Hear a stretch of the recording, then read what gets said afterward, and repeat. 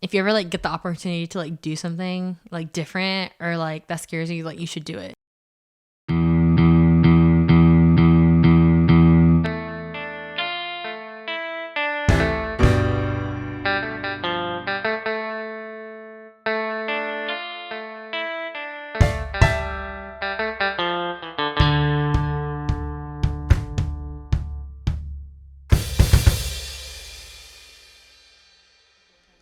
So I kind of cut you off. Where else did you get to visit besides Singapore? Singapore, let me see. Did I travel anywhere else? I went to Malaysia, which is like just close.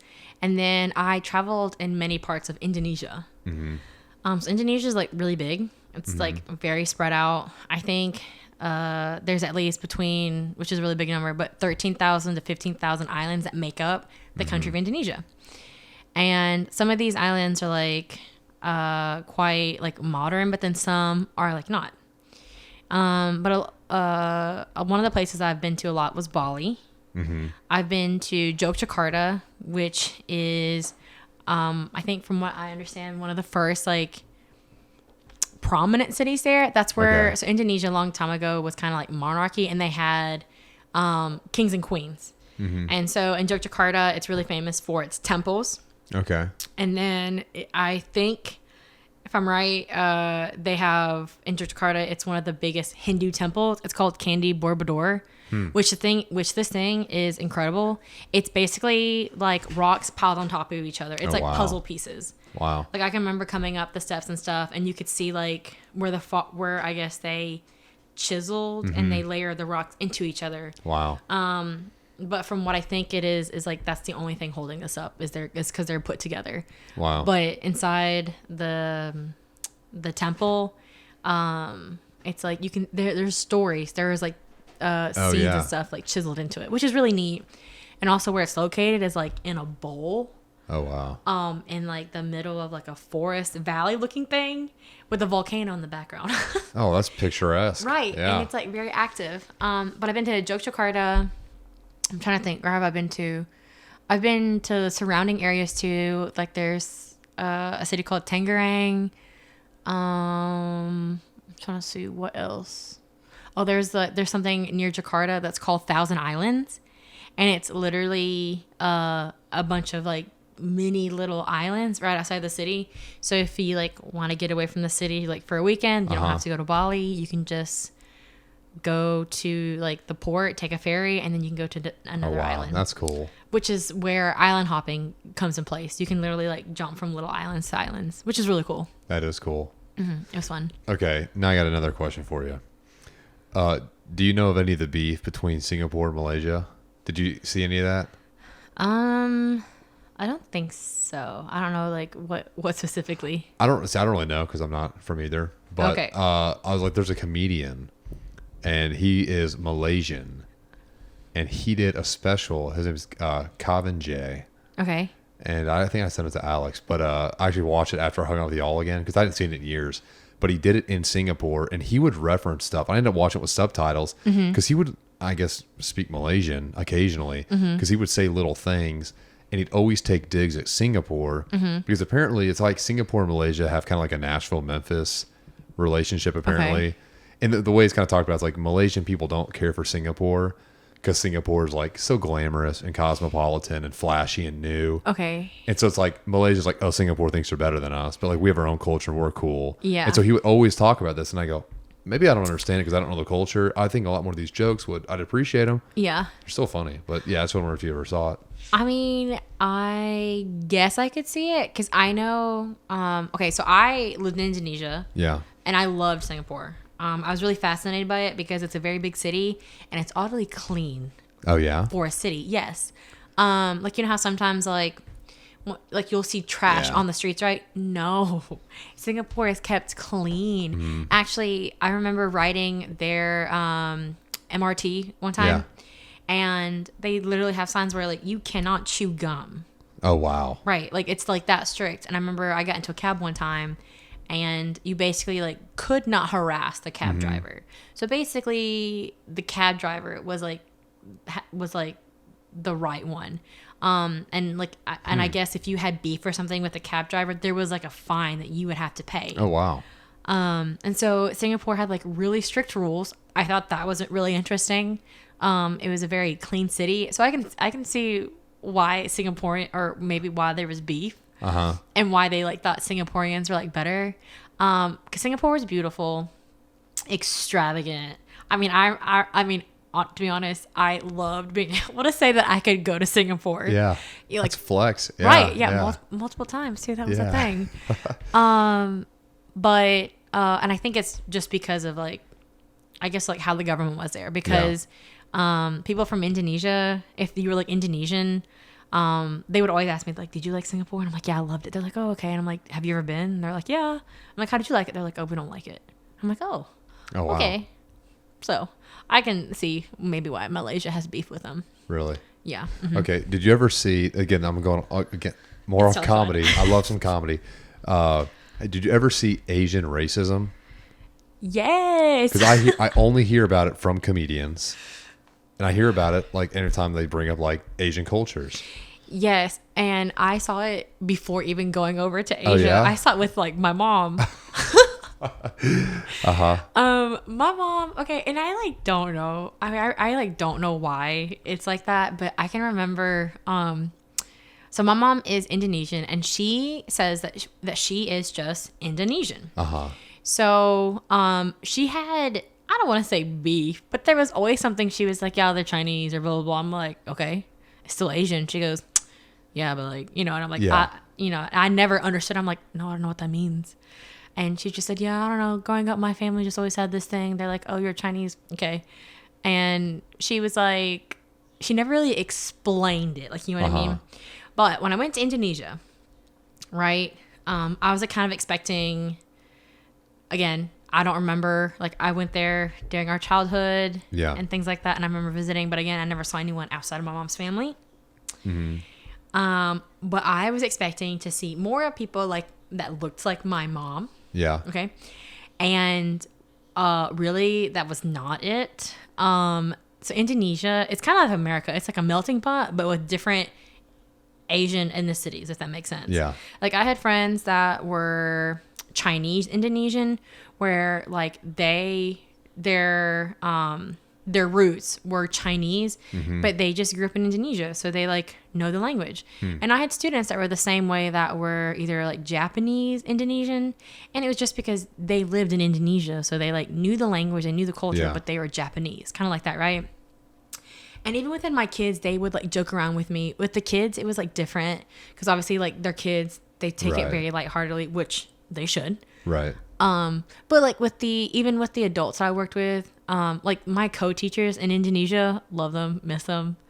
Hopefully they hear this. I'm gonna try to like get them to, listen to it. But anyways, they would kind of joke around with it too, about, but they never like explained it. Now I know in Indonesia there was like a lot of, I think like bad blood, with some of the Asian countries, but specifically like China. And so I would see, or I would hear really, where they would talk about kind of like racism within like their own Asian like culture. Like another one for that is, there's a country, what is it? Papua, which is right next to Indonesia. I don't know if it's technically considered Indonesian, but it's right there. Okay. But I've heard where they say they are Indonesian, but then I've heard where they say like they're not a part of Indonesia. Kind of like how Alaska is to the United States. Yeah. If that makes sense. But okay, they were kind of racist to people that were from like Papua. And I think it was just based on like how dark their skin was. And that was it. Like, because Papua is like not very, I don't think it's like very modern. Yeah. Just because of like how far it is and things like that. But even like within, because like I remember one of my first experiences with it was with a class that I had. And then someone was like, oh, he's black. And I was like, what? And I was like looking around and I was like, who are you talking about? And they were like pointing to this boy, and I was like, no, he's not. And they're like, yeah, he is. He's like Papua. And I was like, no, he's not. I was like, he's just tan. He's like, Yeah. you're all tan. And then he was like, no, like, he's black, I'm brown, you're white. And I'm like, okay. I was like, let's talk about this. Yeah. Right? Because I was curious. Because these kids at the time, I think, were probably between the ages of like, I want to say maybe 10 to 12. Quite young, you know what I mean? And their English was good enough to carry on a conversation, but like how in depth you could get was a bit different. And so I was just like curious because I remember looking at this boy, and this boy was just really tan. You know what I mean? He was just brown. Yeah. And then the other boy that was calling him and like other kids like these names, he was brown too, but a lighter shade. Like, you know what I mean? Yeah. And then, and obviously compared to them and then me, I was the lightest. And they were like, you're white. And I'm like, okay.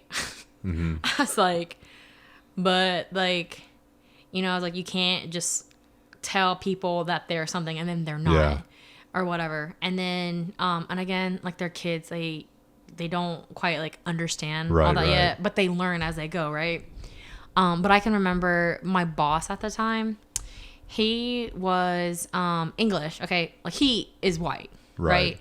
And I remember asking him, I was like, okay, well, like if I'm white, what's he? And clear. Yeah. Right. Well, they were like, he's white. And I was like, okay. Yeah.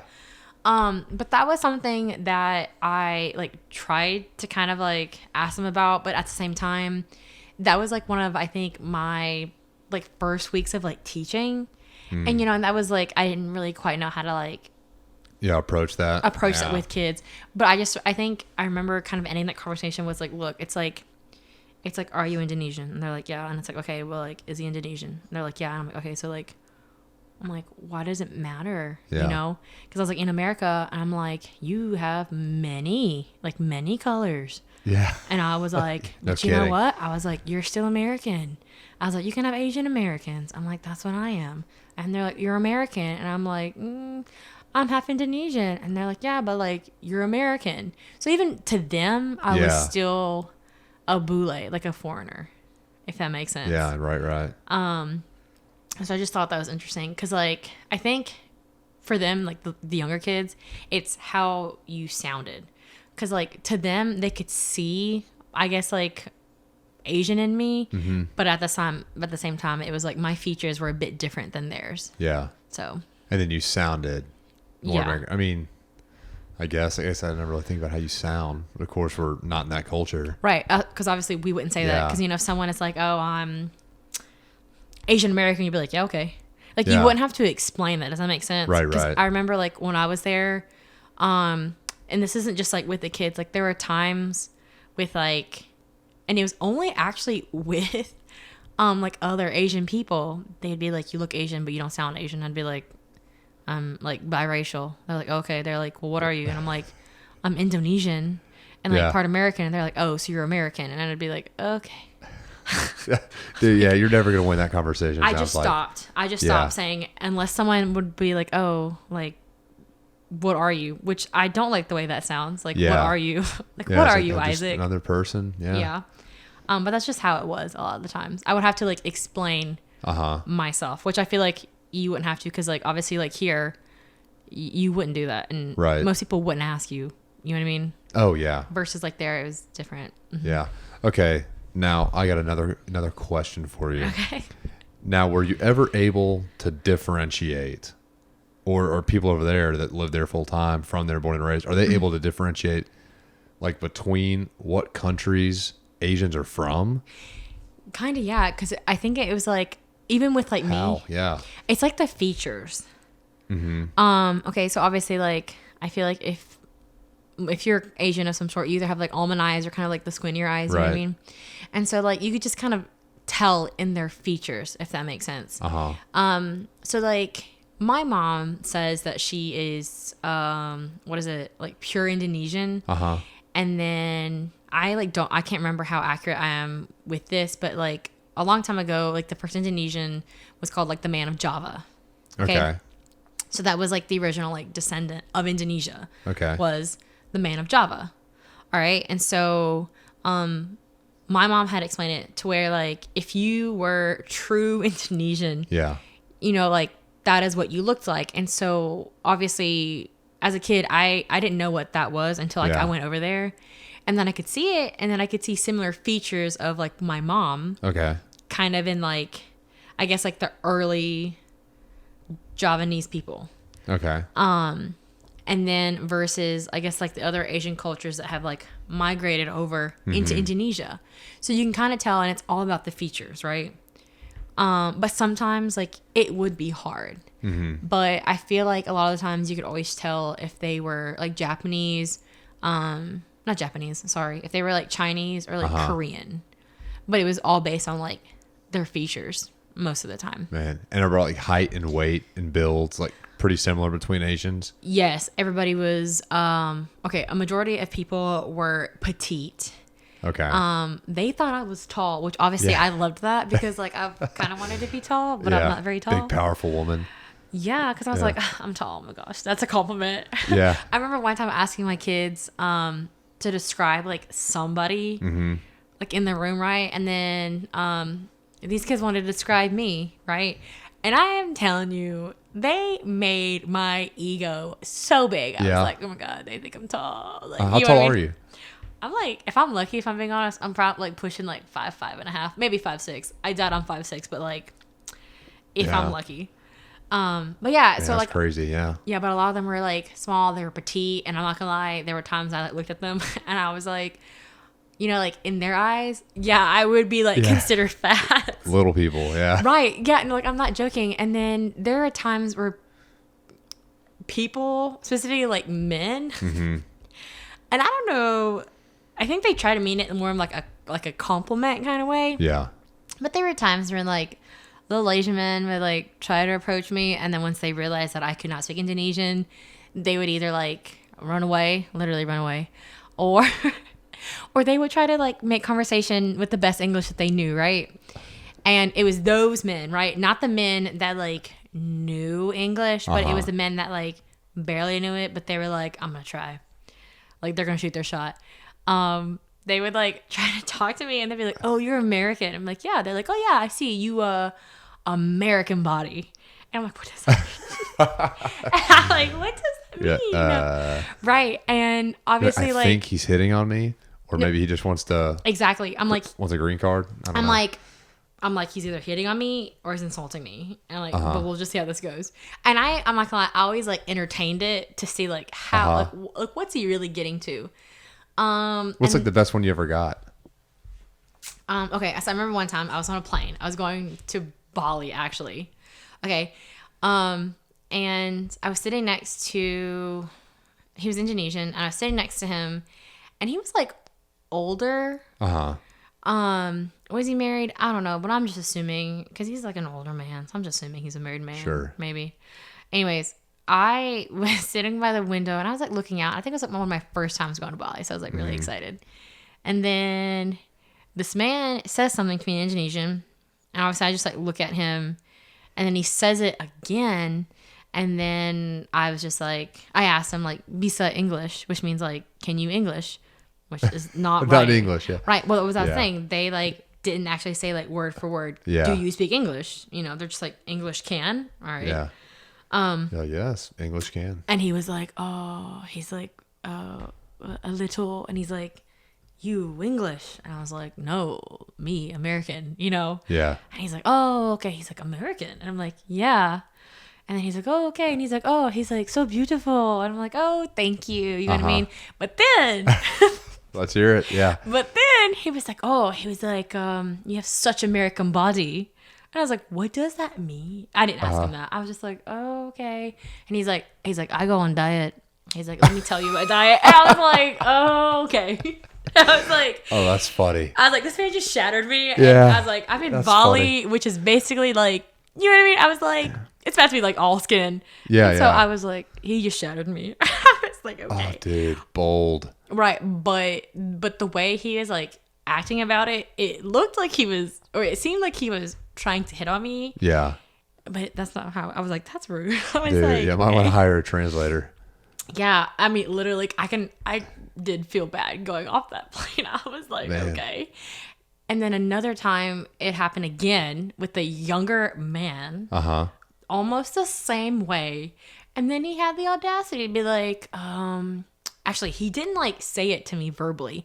He like texted it, he texted it in his phone, and it was basically like if I wanted to have lunch with him, and I was like, no. And at that point, nga. No, I was like, no. And then he was like, oh, he's like, sorry if I hurt you. And I was like, no, I just don't want to. And he was like, oh, okay. He's like, so number. And I'm like, no, like you insulted me. I was like, and I'm gonna go now. I was like, that's not how this works. Oh gosh. And he looked confused, and I'm like, you don't call a girl like, hey, you're beautiful. Oh, you a big girl. Like, you know what I mean? Which, like, I would have to say, I'm like pretty like average size. Like, you know what I mean? And so I was like, people can't see you, but yeah. Yeah. So compared to the Asians, I was bigger, but like, I was like, all right.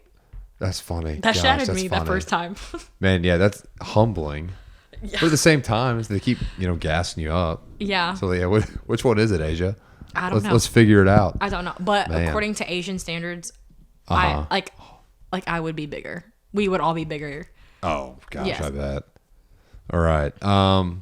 Well, I appreciate you talking all about Indonesia. I'm sure there's other stuff you want to talk about or want to cover. Is there anything that's on your mind you just want to get off? Anything you want to talk about or bring up or discuss or share? Not the moment. Is there something that... Oh, man. I'm looking through some questions here. Let me see some stuff I've never... Okay, well, here's one. If you could go anywhere in the world right now, where would you go? Well, I guess with the circumstances right now, you would have to make it like count. I think if I could go anywhere right now, this doesn't sound kind of funny, I think, because of the situation, but I would actually like to go to China. China? Yes. Why China? Okay, so obviously the pandemic, the situation that we're in right now started in China, right? Right. But China, I don't know, I think is quite interesting just because they are advanced in like a lot of things, kind of like how we are. Obviously, we're a Western culture, but China is also quite big. Right. And I mean, I like don't personally know, but like I know some people that are in China right now. They're in Shanghai. And it literally almost looks like they're like back to like normalcy. You know what I mean? Yeah. Oh yeah, yeah. Right. But obviously, like when this all happened, China went on like a major like lockdown. So like no one could go anywhere, no one could do anything. So they were like, it's basically, I guess, like house arrest. Like you really didn't have a choice. But I would like to go to China. I actually would like to go to Shanghai if I could, to work next, but we'll see how that goes. But just because of like all the things that China has, like the Great Wall, all the different cities, some of them are my favorite movies also. But I think China, just because of the variety that it has, like the mountains and things like that. Cool. Yeah, that's good. After we just flame China for half an hour. Right. Okay, if you could have dinner with any person, living or dead, who would you meet with? I'd want to have dinner with the Kardashians. Which one? All of them? I would like to have it with Are the Kardashians different than the Jenners? Or are you including them? No, I'm not going to include them. But I think they're basically the same. If I could have a dinner with one of the with a Kardashian, I would like to either do it with Kris Jenner. Okay. Yeah. Kris or Kim Kardashian. Why is that? Okay, well, because of Kris. Okay, so she's like momager or whatever she calls herself, right? So I think it's just because like how she took her entire family and she made an entire dynasty out of them. Oh, right. That family is big. Like they all have several billions. Yeah, exactly. And so basically, it's like how or where this whole thing even started. It's like I'm gonna take my family's life, kind of exploit it, but like, you know, I mean, their family is quite interesting. They have a very lavish lifestyle. Things have happened to them, and they're very open with it. And I think that's the thing that I think is really interesting is they don't hold anything back. Like I don't know if you've seen their show, but they're quite open with like a lot of the things. And then with like Kim Kardashian, I think it's like where she started to like like where she is now. So obviously like she's a Kardashian. Because of her, this entire family got a spotlight, you know what I mean? Versus like her dad who took care of like the OJ Simpson case. She helped bring their family name more like into light. Right. But like now I personally think that she like did well for herself. So besides having like a famous family and a famous name, right. I mean, she has a business now. She made her own business. I'm pretty sure is a lawyer.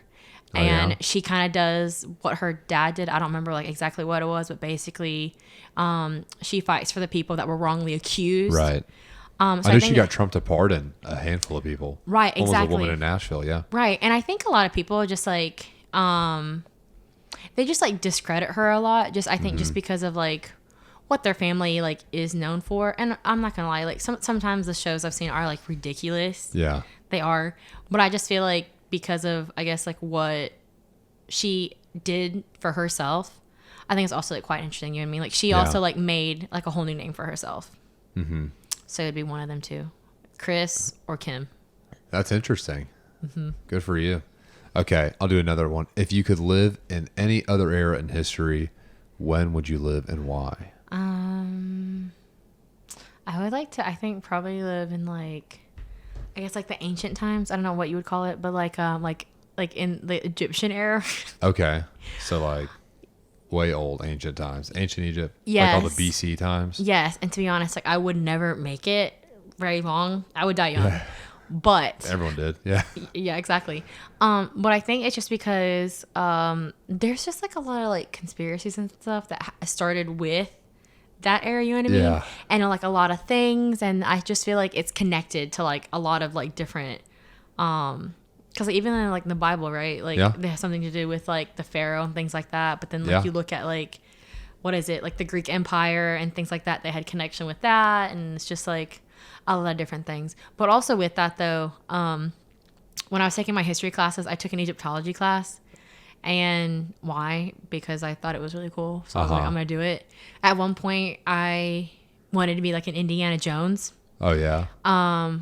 And I had considered actually going into like archaeology, but when I realized like it would take years years of studying.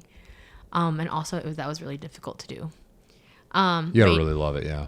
Right, exactly. And then so I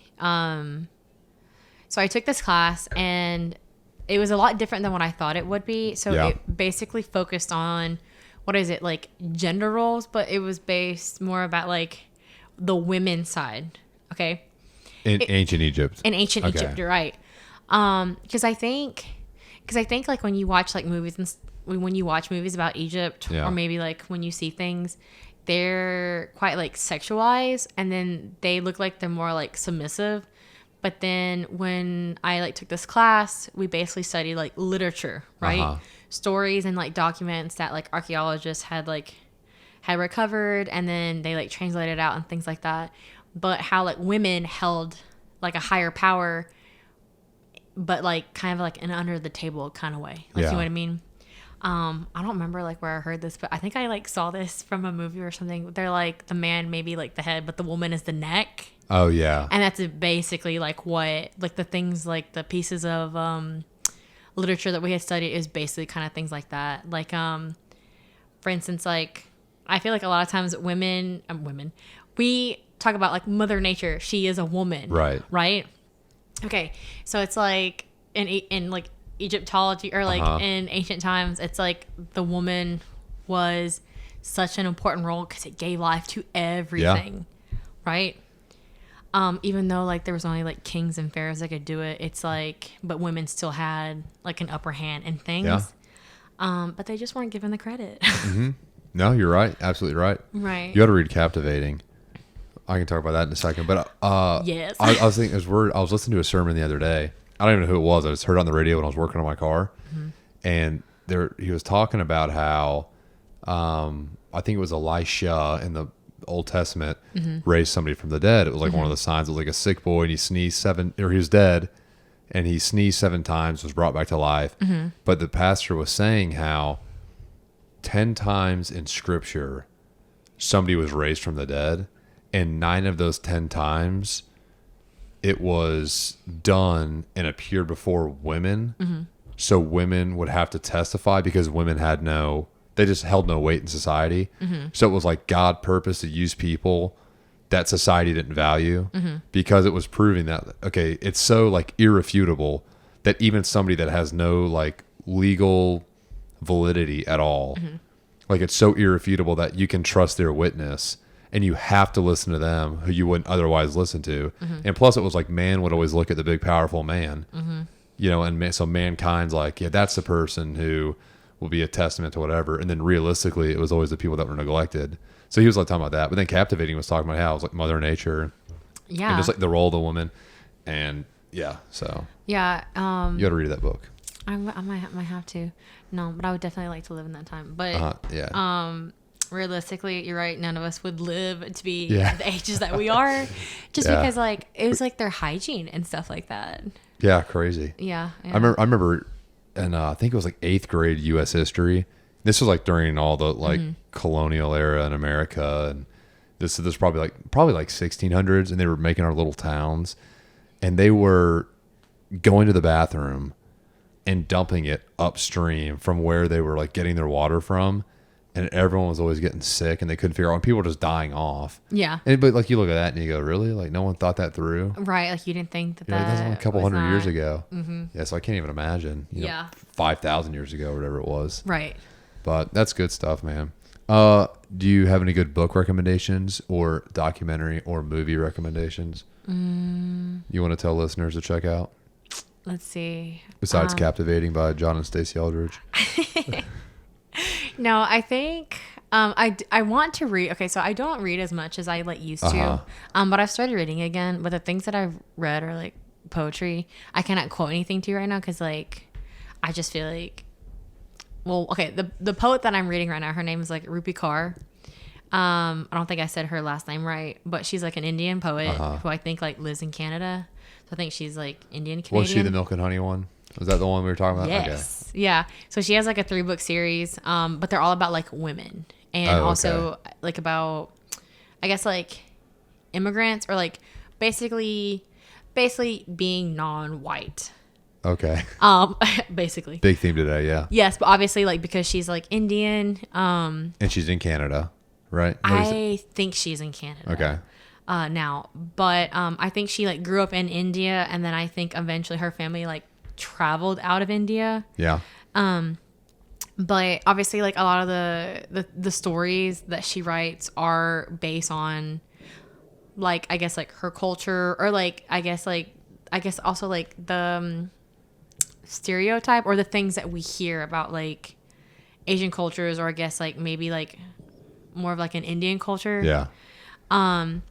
But a lot of the times besides that, it talks about like women, right? It's like the things that women like go through, like the silent battles to I guess the ones that they fight like outside. Okay. I can't remember one off like the top of my head right now. I'm sorry. That's all right. That's all right. If you do like poetry, and I will say it's not for everyone because like I have some friends that like really like that. Like me and Alex like some of the things that she writes. Yeah. She's also kind of risky, so that's like kind of fun too. But if you do want to check it out, you definitely should. She has like 3 books, so it's like Milk and Honey, The Sun and Her Flowers, and then Homebody. And the titles of the books it gives you kind of like an insight of like what what the book is about. Okay. So like the first 2 is basically about women, but mostly like their bodies. And then the Homebody, I haven't read that one, but I assume it's probably about like your inner self. You know what I mean? Because when she wrote this book, it was all during quarantine. Oh wow! So I assume it's probably about like you stuff. Gotcha. Cool. All right. Do you have any good quotes you want to end your episode on? I don't know. Any good advice for listeners?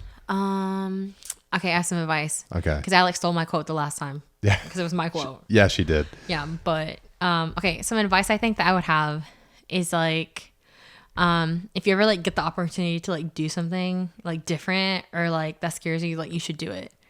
Because like my quote that Alex took, my sister, is like the unexpected like brings like the unbelievable. which it does. That's true. Yeah. And the thing about it is like you would never know unless you tried it. So I just think that whatever it is like in life that you do or want to try, Yeah. just like do what like scares you, you know? So it's like if you think that if you're ever in a situation where, or if you ever get the opportunity where you want to do something or try something new, Yeah. do it, even if it makes you uncomfortable at first, because like you don't grow unless you do it, you try it. So That's great. Morgan, where can people keep up with you? Do you have a travel blog or anything in Instagram or Twitter or something you post stuff on? I wish I started a travel blog. I don't know why I did. I almost started a food diary, to be Oh, quite dude, honest. there you go. Yeah. I'm still thinking about it. But Next time. I have an Instagram and it's Morgin Tucker. But my name Morgan is spelled differently. It's with an I instead of an A, and I'll let you guys figure out that part. Yeah. But Morgin Tucker. Morgan Tucker. Morgan, thank you so much. Thanks, This wasn't bad at all. You're not even nervous anymore, are you? No. Yeah. You're right in your comfort zone. Morgan, thank you for coming on. Thanks, Isaac. For And having you're me. also going to get a 2-part episode just like your sister. Oh, really? And I think you even got more airtime than your sister. Oh, really? Okay. So, yeah. I hope she heard that wherever she may be. Yeah, no kidding.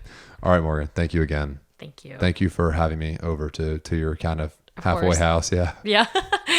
My halfway house. All right. All right. Well, that was Morgan Tucker and this is Cattle Call Podcast, and I will see you on the other side.